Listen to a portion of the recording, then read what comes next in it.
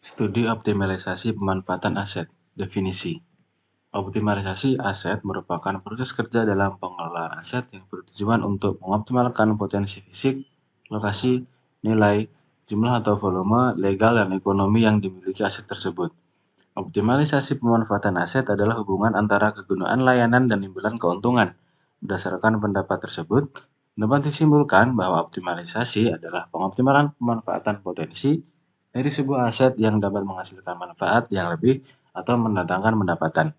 Optimalisasi pengelolaan aset harus memaksimalkan ketersediaan aset, maximizing asset availability, memaksimalkan penggunaan aset atau maximize asset utilization, dan meminimalkan biaya kepemilikan atau minimize cost of ownership, termasuk kajian terkait sewa, BOT, KSP, dan jenis pemanfaatan aset lainnya.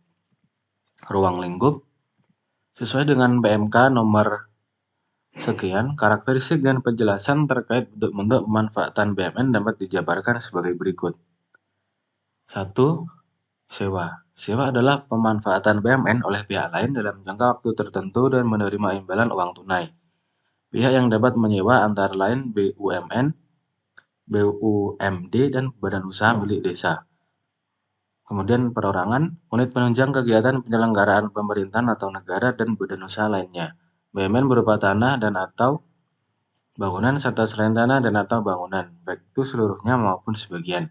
Jangka waktu paling lama yaitu 5 tahun sejak dilakukan penandatanganan perjanjian dengan periode jam, hari, bulan maupun tahun dan dapat diperpanjang. Yang kedua ada pinjam pakai. Pinjam pakai adalah pemanfaatan BMN melalui penyerahan penggunaan BMN dari pemerintah pusat ke pemerintah daerah atau pemerintah desa dalam jangka waktu tertentu tanpa menerima imbalan, dan setelah jangka waktu tersebut berakhir diserahkan kembali pada pengelola barang atau pengguna barang. Pihak yang dapat meminjam pakai adalah pemerintah daerah dan pemerintah desa. BMN berupa tanah dan atau bangunan serta selain tanah dan atau bangunan baik itu seluruhnya maupun sebagian. Jangka waktu paling lama yaitu 5 tahun sejak dilakukan penandatanganan perjanjian dan dapat diperpanjang. Contohnya seperti pinjam pakai kendaraan dinas, pinjam pakai gedung kantor, dan lain-lain. Yang ketiga ada KSP atau kerjasama pemanfaatan.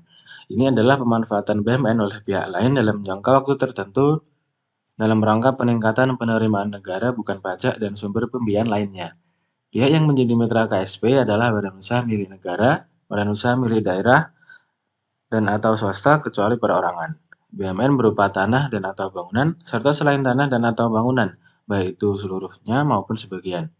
Jangka waktu paling lama yaitu 30 tahun. Untuk KSP penyediaan infrastruktur paling lama 50 tahun sejak penandatanganan perjanjian dan dapat diperpanjang. Contohnya seperti KSP Bandara Cilikriwut di Palangkaraya. Kemudian yang keempat ada BGS atau BSG. BGS adalah bangun guna serah. Adalah pemanfaatan BMN berupa tanah oleh pihak lain dengan cara mendirikan bangunan dan atau sarana berikut fasilitasnya. Kemudian didayagunakan oleh pihak lain tersebut dalam jangka waktu tertentu yang telah disepakati. Selanjutnya, diserahkan kembali tanah beserta bangunan dan atau sarana berikut fasilitasnya setelah berakhirnya jangka waktu. Kemudian untuk BSG atau bangun serah guna adalah pemanfaatan BMN berupa tanah oleh pihak lain dengan cara mendirikan bangunan dan atau sarana berikut fasilitasnya. Setelah selesai dibangun, diserahkan untuk didayagunakan oleh pihak lain tersebut dalam jangka waktu tertentu yang telah disepakati. Pihak yang menjadi mitra BGS atau BSG adalah BUMN, BUMD, swasta, kecuali perorangan atau badan hukum lainnya. BUMN dapat berupa tanah. Jangka waktu paling lama adalah 30 tahun sejak penandatanganan perjanjian dan tidak dapat diperpanjang. Contohnya seperti BGS, kompleks tanah yang dikelola oleh Pusat Pengelolaan Kompleks Gelora Bung Karno atau PPGBK, Senayan di DKI Jakarta.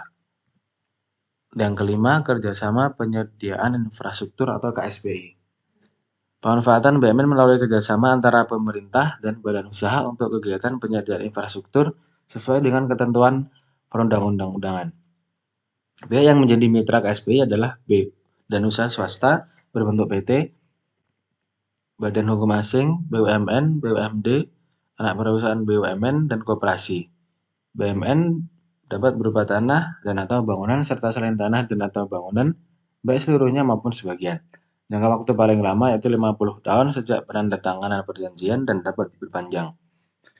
Contohnya seperti KSPI Pelabuhan Patimban di Subang, Jawa Barat. Keenam yaitu kerjasama terbatas untuk pembiayaan infrastruktur atau Ketupi. Ketupi adalah pemanfaatan BMN melalui optimalisasi BMN untuk meningkatkan fungsi operasional BMN guna mendapatkan pendanaan untuk pembiayaan infrastruktur lainnya. Pelaksana Ketupi adalah penanggung jawab pemanfaatan BMN atau PJBP dan Badan Layanan Umum dengan mitra BUMD, swasta berbentuk PT, badan hukum asing atau koperasi. BMN dapat berupa tanah dan atau bangunan serta fasilitasnya. Jangka waktu paling lama yaitu 50 tahun sejak penandatanganan perjanjian dan dapat diperpanjang. Kontribusi Ketupi terhadap negara adalah pembayaran dana di muka atau upfront payment dan aset hasil Ketupi.